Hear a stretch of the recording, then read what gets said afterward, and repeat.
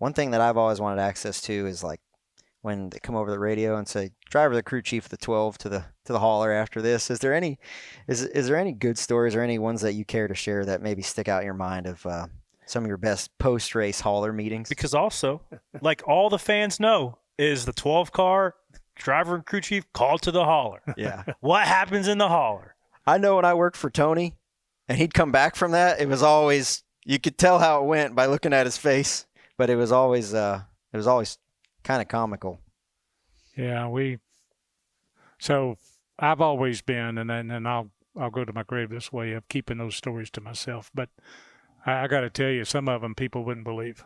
I mean, and some of them have been told, not by us, just by the osmosis of what come out of it after the fact. But that, and I don't think it's like that today as much as it used to be. I think, our rules and regulations are more.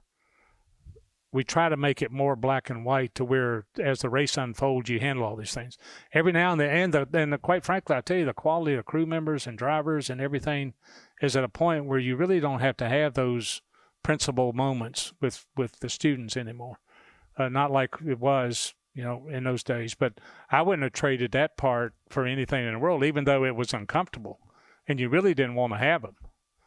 But it was kind of, I thought, and it still is, we just do it differently, is it's our responsibility to say, look, that's not good for the sport, and you can be mad if you want to, and you can do these things, or you can just, some of the, well, I can't, I've got to be careful because I'll get into a role here, but there's a lot of personalities present and past that come out in the hauler up there that tells you why.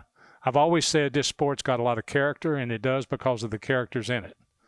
And those meetings in the haulers were a perfect example of that. There's a lot of bulldogs going to the lounge of that trailer and a lot of chihuahuas coming back out, though. I know that. Well, it goes both ways. Sometimes we go in barking and we come out purring, So, I mean, it goes both ways.